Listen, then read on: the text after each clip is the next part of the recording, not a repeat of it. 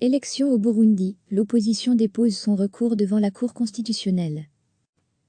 Le principal parti d'opposition au Burundi, le Conseil national pour la liberté, CNL, d'Agathon Rwasa, a déposé jeudi devant la Cour constitutionnelle son recours contre le résultat de l'élection présidentielle du 20 mai donnant vainqueur le candidat du pouvoir, Évariste Ndayishimiye. Nous venons de déposer notre dossier de recours à la Cour constitutionnelle, a déclaré M. Rwasa à la sortie de la Cour, affirmant avoir produit des preuves qu'il y a eu une fraude massive. Il y a tellement d'irrégularités, il y a des erreurs monumentales, qui se remarquent un peu partout dans le pays. Il n'y a pas de colline épargnée, a-t-il ajouté, promettant de se tourner vers la Cour de justice de l'Afrique de l'Est, EACJ, si ce recours était rejeté. M. Rwasa a plusieurs fois dit ne se faire guère d'illusions sur l'issue de la procédure. La Cour est la même que celle qui avait validé la réélection du président Pierre Nkurunziza en 2015.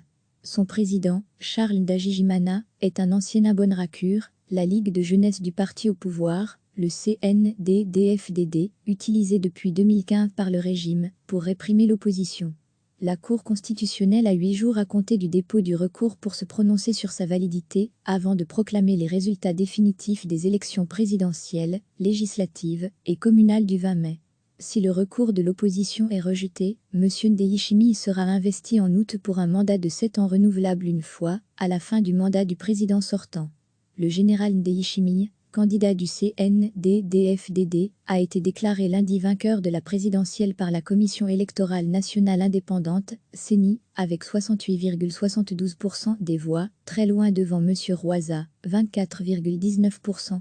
Le CNL a aussitôt dénoncé une mascarade électorale, dressant la longue liste des irrégularités commises selon lui par le pouvoir, qui aurait fait pression sur les assesseurs de l'opposition et les électeurs, et multiplié les fraudes. De nombreux témoins dans tout le pays et des journalistes burundais ont confirmé à la validité de certaines de ces accusations. L'Église catholique leur a aussi donné du poids en disant mardi déplorer beaucoup d'irrégularités quant à la liberté et la transparence du processus électoral, ainsi qu'à l'équité dans le traitement de certains candidats et des électeurs. L'Église catholique, la première dans ce pays de quelques 11 millions d'habitants, avait déployé 2716 observateurs le jour du scrutin.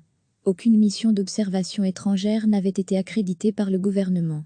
Sa prise de position contraste avec un communiqué publié mercredi par les diplomates en poste au Burundi, qui appellent seulement les Burundais à résoudre leurs différends à travers les procédures légales existantes, sans mention d'éventuelles irrégularités. La Chine, l'ONU et des pays africains, comme le Kenya ou l'Afrique du Sud, voulaient se contenter de féliciter le CNDD-FDD, quand d'autres, dont la France, la Belgique, l'Union européenne et les États-Unis, entendaient se montrer plus critiques, même s'ils sont prêts à collaborer avec M. Ndayishimiye, selon une source diplomatique ayant requis l'anonymat. Ce communiqué est le résultat d'un compromis à minima, pour faire passer le message qu'ils ne soutiendront pas toute partie qui voudrait recourir à la violence, a ajouté cette source. À New York, une réunion du Conseil de sécurité de l'ONU a été demandée sur le Burundi par le Niger, membre non permanent, a-t-on appris jeudi de sources diplomatiques. L'objectif de cette rencontre est de prendre acte d'élections s'étant déroulées dans le calme et d'appeler à l'apaisement, selon les mêmes sources. Au pouvoir depuis 2005, Pierre Nkurunziza avait décidé de ne pas se représenter et avait adoubé le général Ndayishimiye, 52 ans, comme son héritier. En 2015, la candidature du président Nkurunziza à un 3e mandat controversé avait plongé le pays dans une crise politique majeure, qui a fait au moins 1200 morts et poussé à l'exode, quelques 400 000 Burundais.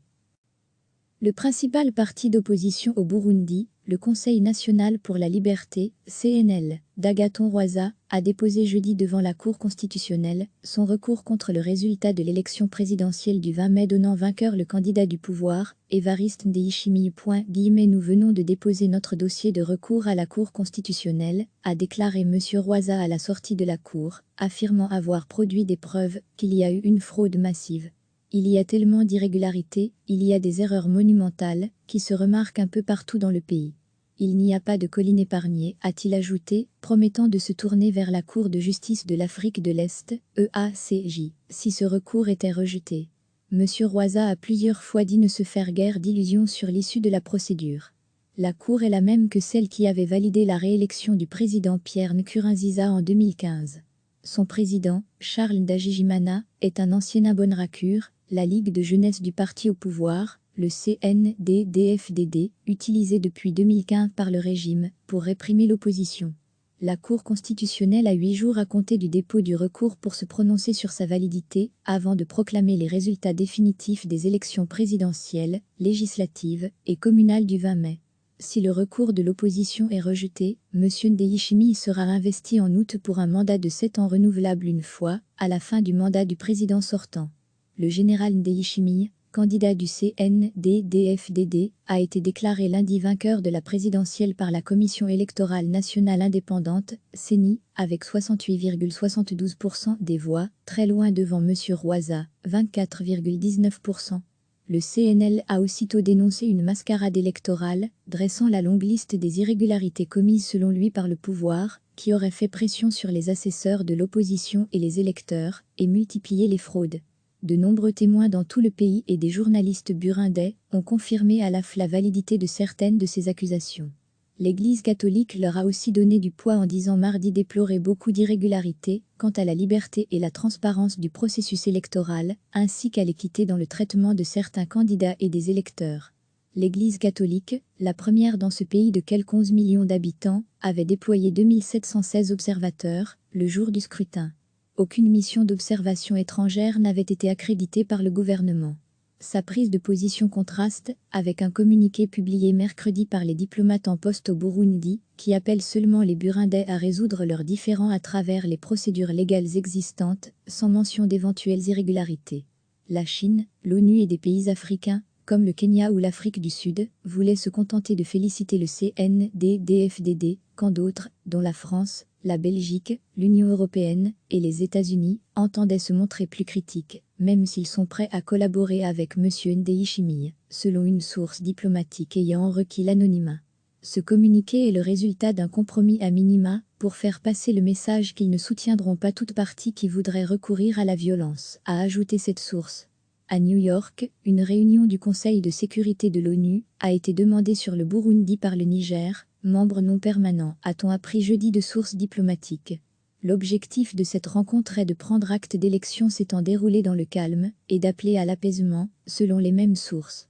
Au pouvoir depuis 2005, Pierre Nkurunziza avait décidé de ne pas se représenter et avait adoubé le général Ndayishimiye, 52 ans, comme son héritier.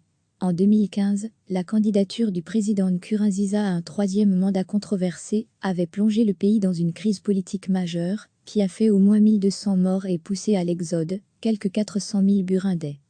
Cliquez sur s'abonner pour recevoir les dernières nouvelles.